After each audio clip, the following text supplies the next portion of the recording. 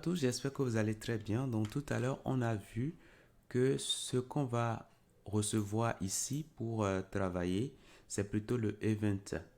Donc ce event-là, nous l'avons au niveau de user page, quelque part ici. Donc on peut directement le stocker dans file, dans file data. Donc cela va nous amener à la mettre ici any parce qu'on ne sait pas pour l'instant le type de données. Et donc, du coup, on mettra event dedans. Donc là, on est sûr quand même que c'est ce event-là qui sera envoyé ici. Et c'est ça qu'on va recevoir au niveau de file data. Donc, je mets ici any. Parfait. Donc, lors de l'initialisation, c'est vrai, on affiche le modal, ça c'est bien. Mais il faut qu'on déclenche file change event.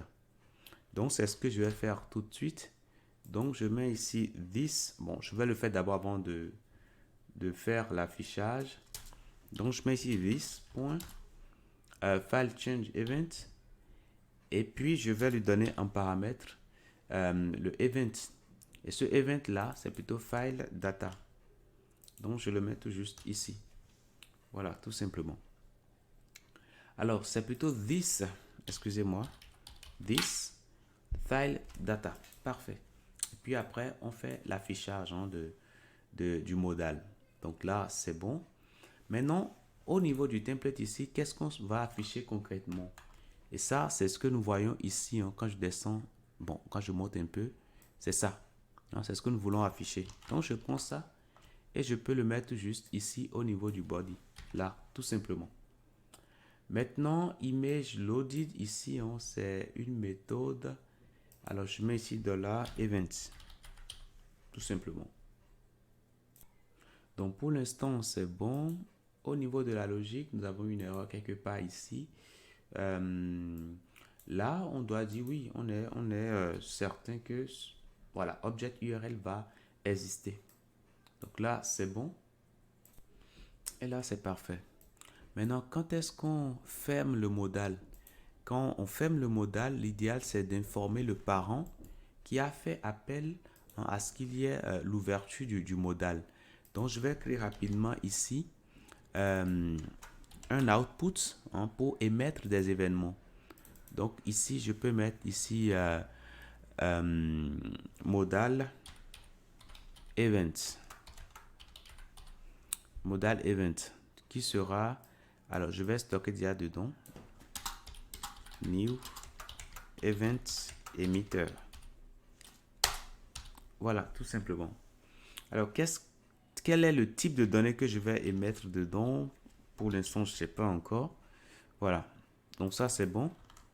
Maintenant, lorsqu'on va détecter la fermeture, donc ici je mets ici handle close. Donc qu'est-ce que je vais faire? Je prends tout simplement event modal, enfin modal event, et je vais mettre quelque chose emit. Je vais mettre des données. Action, ce sera close. Et puis data. Bon, quand on veut fermer, on n'envoie pas de données. Donc data, ce sera tout simplement nul. Tout simplement. Donc voilà comment nous allons faire les choses. Donc ce handle close ici, on aura besoin de ça au niveau du bouton de fermeture qu'on a ici. Voilà, donc je peux couper ça et coller ceci. Alors ce sera handle close. Parfait. Maintenant, c'est vrai, on va émettre l'événement, mais on n'oublie pas de fermer le modal. Donc, myModal, this, myModal.read, vraiment pour cacher l'élément. Donc ça, c'est bon. Maintenant, au niveau de user page ici, là où nous avons indiqué l'affichage de notre élément, on va également être attentif à ceci. Donc, dès que cet événement-là est déclenché, nous allons exécuter une action qui va s'appeler handle modal event. Tout simplement. Et on va récupérer ici les informations liées à l'événement. On va au niveau de la logique. Et puis, nous allons déclarer rapidement cela. Alors, je me permets, je duplique ceci rapidement et je mets ça. Et qu'est-ce que je vais regarder? Je vais regarder l'action. Donc, if event.action,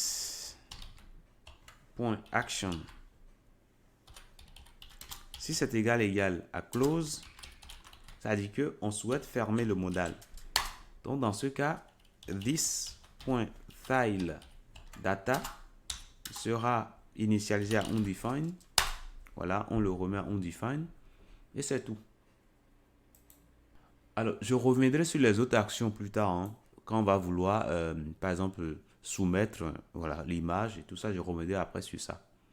Donc ça, c'est bon. Alors, maintenant, une fois ici, on clique sur Change Profile Picture. Et là, bon, ça nous ouvre directement notre arborescence de fichiers. On peut choisir un fichier qui nous intéresse. Alors, pourquoi ça ne s'affiche pas? Enfin, attendez, je vais bien actualiser. J'actualise correctement. Et puis, je clique. Je choisis une image. Normalement, s'il n'y a pas d'erreur dans mon code, ça doit s'afficher correctement. OK? Et là, dans ce cas, vous voyez que ça s'affiche correctement. Parfait.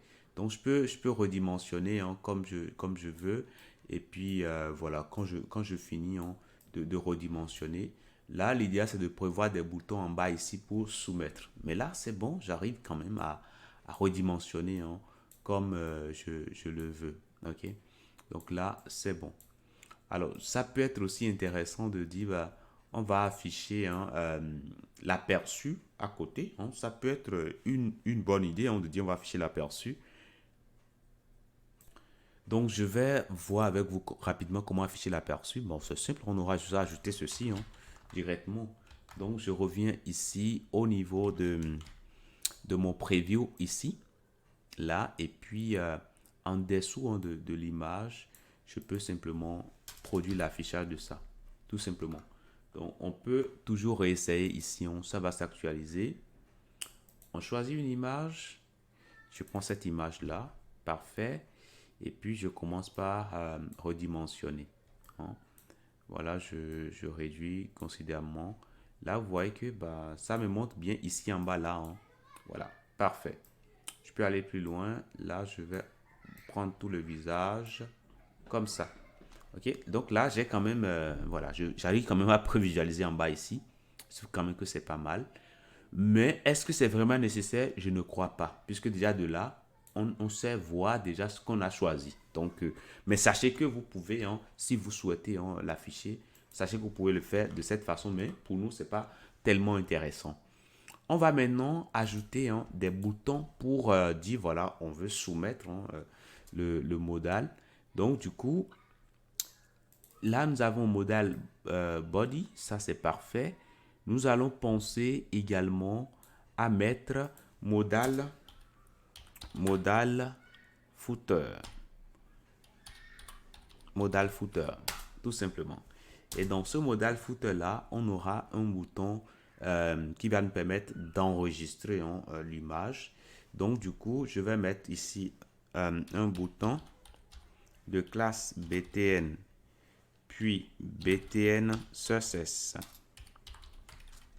Et là, on va mettre tout simplement save. Voilà.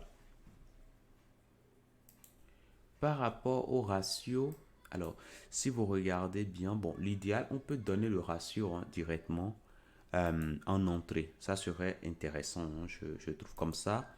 On pourra alors utiliser ce composant-là pour plusieurs cas d'utilisation. Donc, je mets ici tout simplement width. Width, on va nous donner ça, qui sera tout simplement un string ou plutôt un number. Le number. Et puis le weight. Weight. Voilà, tout simplement. Donc ça, c'est bon. Et si on ne nous donne pas, nous allons considérer, voilà, on va considérer tout simplement 4 pour la largeur et puis 3 pour la hauteur. Parfait. Donc ici, je mets ici 4 et puis ici, je mets 3. Pour rendre les choses dynamiques, je mettrai ici width et ici je mettrai weight. Voilà, tout simplement. Alors ici, ça ne peut pas être nul. Donc je retire cela. Je retire ça ici. Étant donné que j'ai déjà donné des valeurs par défaut, voilà, ça ne peut plus être nul. Parfait. Donc une fois que ça c'est bon, je peux alors donner ces informations-là au niveau de user ici. Alors qu'est-ce que je vais donner concrètement? Si je regarde ici mon image de profil, alors il y a une hauteur et une largeur définies là-dessus. C'est bien ce que je vais utiliser. Voilà. Donc je vais fermer tout ça et je le mets tout juste ici. Parfait. Donc je le mets tout juste là. Et là, c'est bon. Ce qu'on demande ici, c'est un string. Pardon, un nombre. Donc, je vais faire comme ceci. Voilà. Donc là, c'est bon. Donc, désormais, on peut venir ici et prendre une image. Et là, on peut redimensionner. Vous voyez, on peut redimensionner. Bien sûr, en prenant en compte voilà, les dimensions qu'on a précisées ici. Super. Alors, je peux fermer et puis je peux continuer. Je peux choisir une autre image, par exemple. Et là, vous voyez que tout se passe bien. Super. Là, c'est parfait. Maintenant, ce qui reste maintenant, c'est le bouton Save. Quand on va cliquer sur Save, il faut quand même qu'on soit en mesure de récupérer la partie de l'image que nous avons désirée et maintenant sauvegarder cela, envoyer cela au niveau de notre base de données. Je vous dis merci et à tout de suite.